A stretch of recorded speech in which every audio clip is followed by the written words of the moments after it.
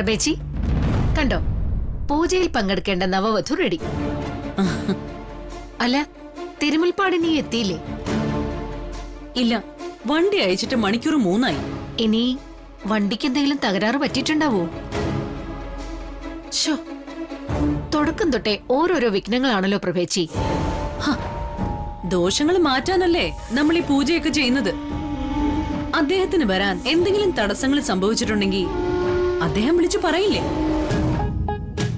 ഇതുവരെ വിളിച്ചതുമില്ല. പ്രതാപ, അമ്മേ, തിരുമുൽപ്പാട് എത്തിയിട്ടുണ്ട്.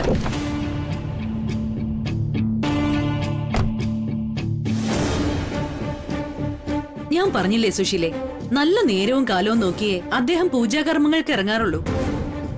വാ, നമുക്ക് വിളക്കൊളുത്താം. തിരുമുൽപ്പാട് പറഞ്ഞ വീട് ഒരു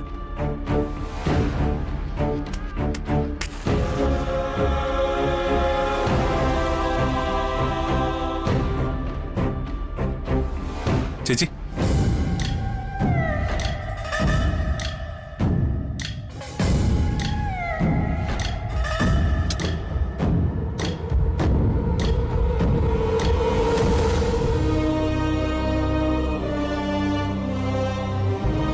പ്രഭേച്ചി, ഇതാണോ തിരുമുൽപ്പാട്? അല്ല, ഇത് ശിഷ്യനാ. തിരുമുൽപ്പാട് എവിടെ? തിരുമേനി വരില്ല.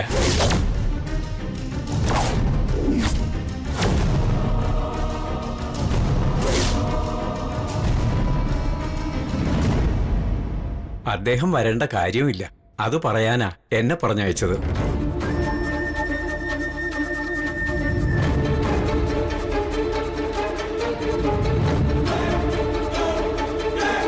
തിരുമേനി വരേണ്ട കാര്യമില്ലെന്ന് പറഞ്ഞാൽ പൂജ നടത്തിയാലും പ്രയോജനമൊന്നും ലഭിക്കാൻ പോകുന്നില്ല എന്നാണോ? എന്നല്ല, പൂജ ചെയ്യാൻ യോഗ്യതയുള്ള ഒരാൾ ഇവിടെ തന്നെ ഉണ്ടെന്നാ തിരുമേനി പറഞ്ഞത്.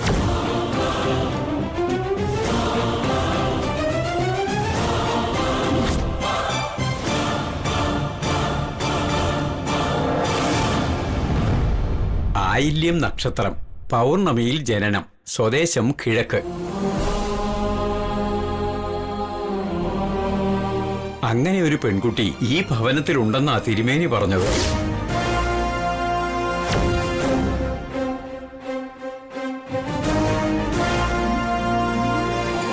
പാർവതിയായിരിക്കും തിരുമുൽപ്പാട് ഉദ്ദേശിച്ചത്.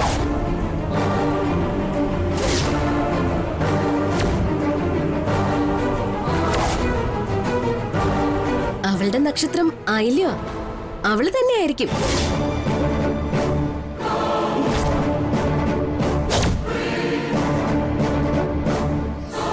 പൂജ ചെയ്യാൻ യോഗ്യതയുള്ളത് വേറെ ആരാ ഈ വീട്ടിലുള്ള?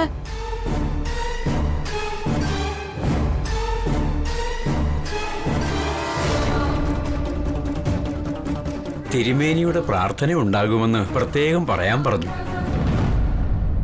ശരി, എന്നാ ഞാൻ ഇറങ്ങട്ടെ.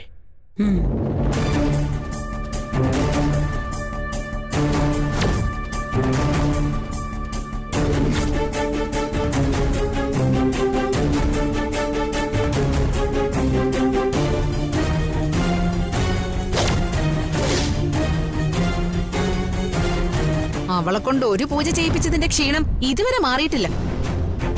അപ്പോഴേ ഇനി അടുത്തത്.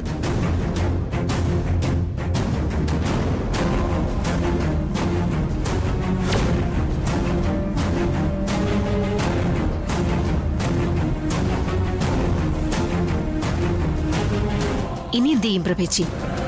അവൾ ഇവിടെ ഉള്ളതുകൊണ്ട് എത്ര നിർബന്ധിച്ചാലും ഇനി തിരുമുൽപ്പാട് വരില്ല.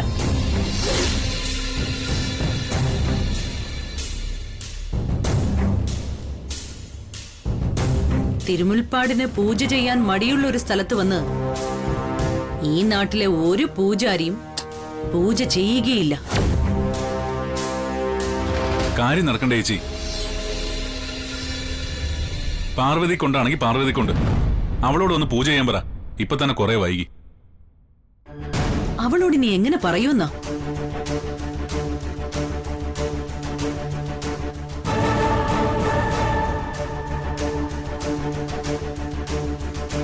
മോളെ ഗാർഗി, നീ പോയി പാർവതി ഇങ്ങ് വിളിച്ചോണ്ട് വാ.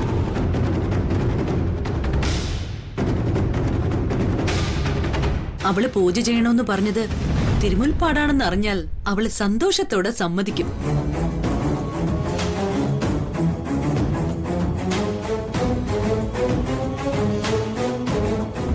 ദേ, ഇവിടെ എല്ലാം തയ്യാറാണെന്ന് പറയാ. കൊള്ളാലോ. മോളെ ഗാർഗിയെന്നോ? അമ്മ എന്നെങ്കിലും എന്നെ മോളേന്ന് വിളിച്ചിട്ടുണ്ടോ?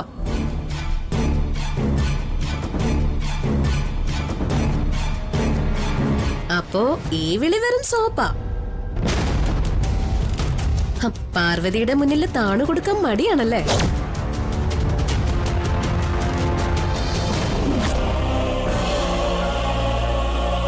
അത്ര മടിയാണെങ്കിലേ പൂജ നടത്തണ്ട.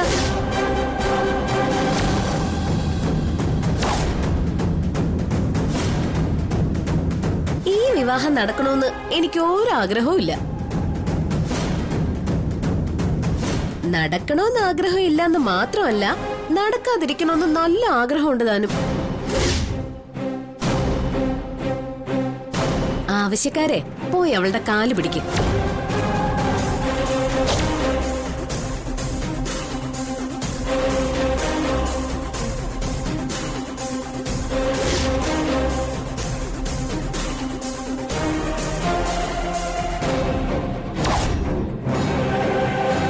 പ്രഭേച്ചി, ഇവിടെ വരെ കാര്യങ്ങൾ എത്തിച്ചിട്ട് ഇനി പൂജ നടന്നില്ലെങ്കിൽ അത് നമുക്ക് നാണക്കേടാണ്. അറിയാം സുശീലെ. ഒരു കാര്യം ചെയ്യ, സുശീല തന്നെ ഒന്ന് മയത്തിൽ സംസാരിച്ച് അവളെ കൊണ്ടങ്ങ് സമ്മതിപ്പിക്ക.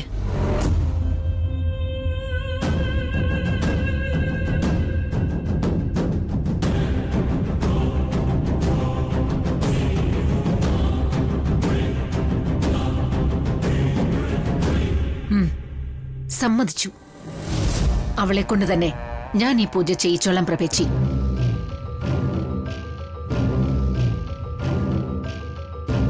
മുള്ളിനെ മുള്ളുകൊണ്ട് തന്നെ എടുക്കണമെന്നല്ലേ?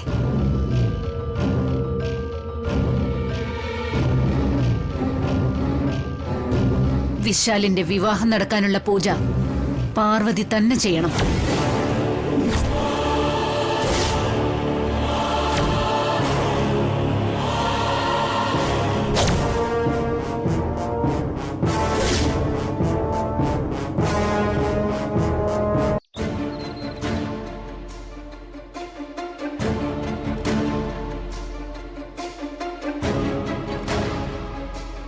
ഒരു ചടങ്ങ് പോലും ഭംഗിയായി നടന്നിട്ടില്ലല്ലോ അമ്മേ. പാതി വഴിയിൽ എല്ലാത്തിനും വിഘ്നങ്ങൾ സംഭവിക്കുന്നു. അതിന് കാരണം ദൈവം പാർവതിയുടെ ഭാഗത്ത് നിൽക്കുന്നതുകൊണ്ടാണോ? എന്താ സംശയം? ദൈവാധീനം ഏറെയുള്ളൊരു പെൺകുട്ടിയാ പാർവതി. അതെ, അതുകൊണ്ടാണല്ലോ നടക്കാൻ പോകുന്ന പൂജ പാർവതി ചെയ്താൽ മതിയെന്ന് തിരുമുൽപ്പാട് പറഞ്ഞത്. ഈ പൂജയെങ്കിലും തടസ്സങ്ങളില്ലാതെ ഒന്ന് നടന്നാ മതിയായിരുന്നു. സത്യം പറഞ്ഞ ചടങ്ങുകൾ മുടങ്ങുമ്പോ എന്റെ മനസ്സ് സന്തോഷിക്കുകയല്ല, വേദനിക്കുകയാ അമ്മേ. നീ എന്താ അങ്ങനെ പറഞ്ഞത്? ജാസ്മിനെ വിശാല് വിവാഹം കഴിക്കണമെന്ന് ഉള്ളിന്റെ ഉള്ളിൽ നീയും ആഗ്രഹിക്കുന്നുവോ? ഒരിക്കലും ഇല്ല അമ്മേ. ഈ വിവാഹം നടന്നാൽ പാർവതിയുടെ വിധിയെന്ന് കരുതി സമാധാനിക്കാം. നടന്നില്ലെങ്കിലോ പാർവതിയുടെ ഭാഗ്യമെന്ന് കരുതി സന്തോഷിക്കുകയും ചെയ്യാം.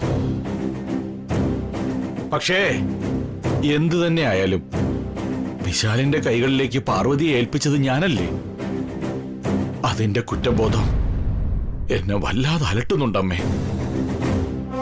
ഭർത്താവിനെ തിരിച്ചു കിട്ടുമോ അതോ കൈവിട്ടു പോകുമോ എന്നറിയാതെ മനസ്സിൽ കനലുമായി നടക്കുന്ന ആ പാവത്തിനെ ഫേസ് ചെയ്യാൻ പോലും എനിക്ക് കഴിയുന്നില്ലമ്മേ. നീ ഇങ്ങനെ സങ്കടപ്പെട്ടിട്ട് എന്ത് പ്രയോജനാ മോനെ? എല്ലാം അവളുടെ തലവര പോലെ സംഭവിക്കൂ. ഒരു കുടുംബനാഥൻ ആ കുടുംബത്തിലെ എല്ലാവരുടെയും സന്തോഷം ആഗ്രഹിക്കേണ്ടത്. നിന്റെ ധർമ്മസങ്കടം ദൈവം മനസ്സിലാക്കും. അച്ഛാ, അച്ഛൻ അറിഞ്ഞില്ലേ തിരുമുൽപ്പാട് പൂജ ചെയ്യാൻ വരില്ലെന്ന്? അറിഞ്ഞു മോളെ, അമ്മ പറഞ്ഞു. പകരം പൂജ ചെയ്യേണ്ടത് ആരാണെന്ന് പറഞ്ഞോ? അതും പറഞ്ഞു. പാർവതിയാണ് പൂജ ചെയ്യേണ്ടത്. ആയില്യം നക്ഷത്രക്കാരിയായി അവളല്ലാതെ വേറെ ആരും ഈ വീട്ടിലില്ലല്ലോ. കറക്റ്റ്. തിരുമുൽപ്പാട് അങ്ങനെ പറഞ്ഞത് എന്തുകൊണ്ടാണെന്ന് അച്ഛൻ അറിയോ? പാർവതിക്ക് നല്ല മനഃശുദ്ധി ഉള്ളതുകൊണ്ട്, അല്ലാതെ ഒരു പൂജാരിയുടെ കൊച്ചുമകളായതുകൊണ്ടൊന്നും അല്ല. പാർവതിയെ തിരുമുൽപ്പാടിനെ അറിയുക പോലും ഇല്ല. ദൂരെയുള്ള അദ്ദേഹം പോലും മനസ്സിലാക്കിയിരിക്കുന്നു പാർവതി ഒരു നല്ല പെൺകുട്ടിയാണെന്ന്. പക്ഷേ ഇവിടെ ചിലർക്ക് അവളിപ്പോഴും കൊള്ളരുതാത്തവളാ. ഇത്രയും നാള് തിരുമുൽപ്പാട് ഒരു സിദ്ധനാണെന്ന് പറഞ്ഞു നടന്നവര് അയാൾക്കൊരു ചുക്കും അറിയില്ലെന്ന് ഇനി പറയാൻ സാധ്യതയുണ്ട്. കാരണം പാർവതിയെ സപ്പോർട്ട് ചെയ്യുന്നവരെല്ലാം ചിലരുടെ കണ്ണില് മണ്ടന്മാരും ബുദ്ധിശൂന്യരും ഒക്കെ ആണല്ലോ. ഏതായാലും ദുശീൽ ആന്റിയും അമ്മയും ജാസ്മിനും ഒക്കെ പാർവതിയുടെ കാല് പിടിച്ചാലേ ഇനി പൂജ നടക്കും. തിരുമുൽപ്പാടിനെ കൊണ്ടേ അങ്ങനൊരു തീരുമാനം എടുപ്പിച്ചത് ഈശ്വരനാ. പക്ഷേ ഈശ്വരൻ ആ പാവത്തിനെ വീണ്ടും വീണ്ടും പരീക്ഷിക്കുകയാണല്ലോ. അവര് കാല് പിടിക്കാതെ തന്നെ പാർവതി പൂജ ചെയ്യും.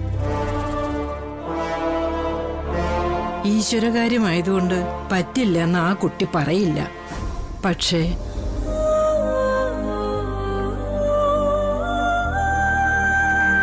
സ്വന്തം ഭർത്താവിന്റെ മറ്റൊരു കല്യാണ സൗഭാഗ്യത്തിനായി പൂജ ചെയ്യേണ്ടി വരിക എന്നത് ഒരു ഭാര്യയുടെ ഏറ്റവും വലിയ ഗതികേടാ.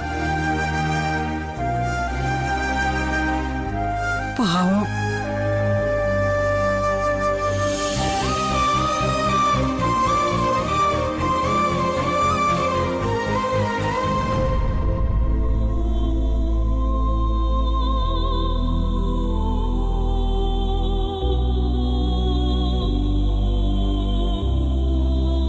പാർവതി, ഞാൻ പറയുന്നത് ഇനിയെങ്കിലും നീ ഒന്ന് മനസ്സിലാക്ക്. നീ ഈ പൂജ ചെയ്താ എല്ലാം തകരും. നിന്റെ ആഗ്രഹങ്ങൾ നീ തന്നെ തല്ലി ഉടച്ചതിന് തുല്യമാവും അത്. നേരെ ഇരുട്ടി വെളുക്കുന്നതോടെ അവസാനിക്കുന്നതല്ല ഒരു മനുഷ്യായുസ്. ഈശ്വരന്മാര് നിശ്ചയിച്ചിരിക്കുന്ന കാലത്തോളം അത് ബാക്കി കിടക്കുന്നുണ്ട്. ദൈവം കനിഞ്ഞു നൽകിയത് ഒരു ത്യാഗത്തിന്റെ പേരിൽ വിട്ടുകൊടുക്കുന്നതിന് മുൻപ് ഇനിയുള്ള കാലം എങ്ങനെ ജീവിക്കുമെന്ന് നീ ഒന്ന് ആലോചിച്ചു നോക്ക്.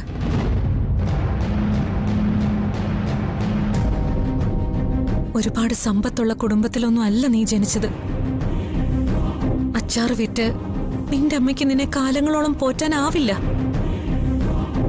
അതറിയാവുന്നതുകൊണ്ടായിരിക്കണം നീ ദിവസവും വിളിക്കുന്ന നിന്റെ ഉദയന്നൂരമ്മ നിന്നെ ഈ കുടുംബത്തിലേക്ക് പറഞ്ഞയച്ചത്.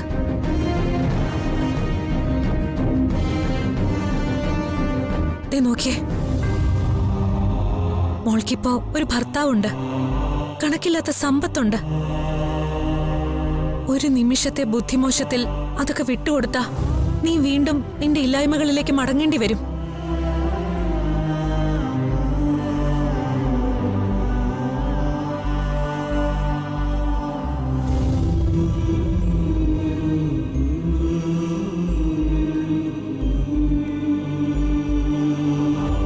ഈ പൂജ തുടങ്ങിയ പിന്നെ നിനക്ക് ഈ വിവാഹം തടയാൻ കഴിയില്ല. വിശാലിനെ ഇതിൽ നിന്ന് പിന്തിരിപ്പിക്കാൻ പോലും കഴിയില്ല. പാർവതി, നീ നിന്റെ നാശത്തിലേക്ക് അടുത്തോണ്ടിരിക്കുക.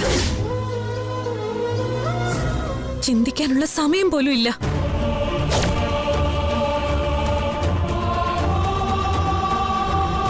ഈ വിവാഹം നടത്തരുതെന്ന് നീ ഒരു വാക്ക് പറഞ്ഞാ മതി. ബാക്കിയൊക്കെ ഈ ചെറിയമ്മ നോക്കിക്കോളാം. പോലീസ് സ്റ്റേഷനിൽ കയറിയിട്ടാണെങ്കിലും ഈ വിവാഹം ഞാൻ തടഞ്ഞോളാം.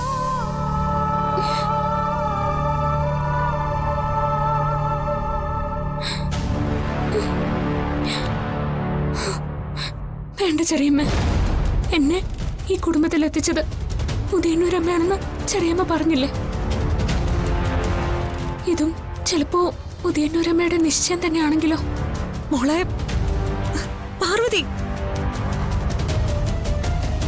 എന്റെ ജീവിതത്തെക്കുറിച്ച് എനിക്കൊരു കണക്കുകൂട്ടലും ഉണ്ടായിട്ടില്ല. ദേവി കാണിച്ചു തന്ന വഴിയിലൂടെ നടന്ന് ഞാൻ ഇവിടെ വരെ എത്തി. ഇനിയുള്ള കാര്യങ്ങളും ദേവി തന്നെ നിശ്ചയിക്കട്ടെ. വീണ്ടും എന്റെ ഇല്ലായ്മയിലേക്ക് ഞാൻ മടങ്ങേണ്ടി വന്ന എനിക്ക് സങ്കടമോ കുറ്റബോധമോ ഒന്നും തോന്നില്ല. കാരണം അതെന്റെ ഉദയന്നൂരമ്മയുടെ തീരുമാനോ. ഓ, ന്യൂസിലെ വിളമ്പി കഴിഞ്ഞോ? ആ പാർവതി, പൂജയ്ക്കുള്ള ഒരുക്കങ്ങൾ പൂർത്തിയായിട്ടുണ്ട്. നീ അങ്ങോട്ട് വരണം. എന്തിന്? പാർവതിയെ കൊണ്ട് പൂജ ചെയ്യിക്കാനാണെങ്കിലേ അത് നടക്കില്ല. എല്ലാ യോഗ്യതകളും ഉള്ള നീയും പ്രഭാവതിയും വേറെ ആരെങ്കിലും വെച്ച് ചെയ്യിച്ചാ മതി. ഞാൻ പാർവതിയോടല്ലേ പറഞ്ഞത്? നീ എന്തിനാ കയറി ഇടപെടുന്നത്? പാർവതി ഒന്നും മിണ്ടില്ലല്ലോ. മിണ്ടാപ്രാണികളുടെ തലയിൽ ചവിട്ടുന്നതേ ചിലർക്കൊരു രസാ. മനസാക്ഷിയുള്ള ആർക്കും അത് അംഗീകരിച്ചു കൊടുക്കാൻ കഴിയില്ല സുശീലെ. പാർവതിക്ക് വേണ്ടി ഇനിയും ഞാൻ സംസാരിക്കും. തിരുമുൽപ്പാടിന്റെ വാക്കുകളെ നിഷേധിക്കുന്നത് നല്ലതിനല്ല. അദ്ദേഹം ആളെ വിട്ട് പറഞ്ഞയച്ചതാണ് ഇവളെ കൊണ്ട് പൂജ ചെയ്യിക്കണമെന്ന്. അതിന് നീയും സാക്ഷിയായിരുന്നല്ലോ. ഇതും ഉദയന്നൂരമ്മയുടെ തീരുമാനമായിരിക്കും. തിരുമുൽപ്പാടിനെ പോലെ ജ്ഞാനിയായ ഒരാൾ പറഞ്ഞാൽ അത് നിഷേധിക്കാൻ പാടില്ല. കണ്ടോ, നിങ്ങൾ ഉദ്ദേശിച്ചെടുത്ത് തന്നെ കാര്യങ്ങളെത്തിയല്ലോ. എല്ലാം ഇവൾ ഉദയന്നൂരമ്മയുടെ തീരുമാനത്തിന് വിട്ടുകൊടുത്തു. സന്തോഷായല്ലോ നിങ്ങൾക്ക്.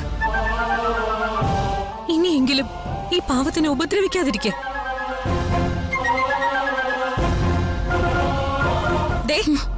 പോയി സ്വന്തം ഭർത്താവിന്റെ വിവാഹം നടത്തി കൊടുക്കോ, ഹണിമൂണിന് പറഞ്ഞയക്കോ, എന്ത് വേണേലും ചെയ്യ. അതെ, വിവാഹം നടത്തി കൊടുക്കണമെങ്കിൽ ആദ്യം പൂജ ചെയ്യണ്ടേ? ആ പൂജ നീ ചെയ്യണമെന്നേ ഞാൻ പറഞ്ഞുള്ളൂ. ഹണിമൂണൊക്കെ അതിനുശേഷമല്ലേ? അത് നമുക്ക് അപ്പം നോക്കാം. പാർവതി, നീ വാ.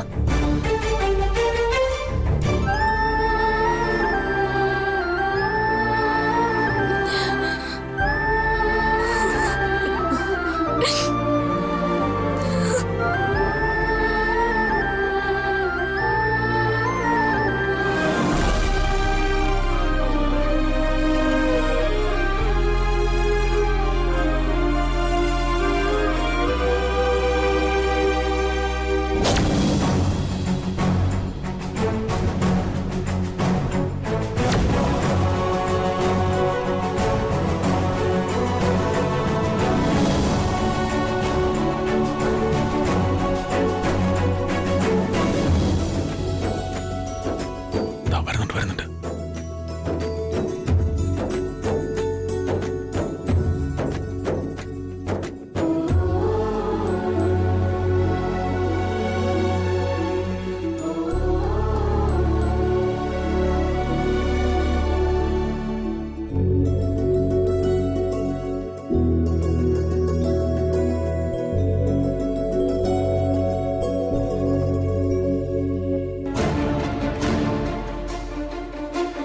സുശീല എവിടെ?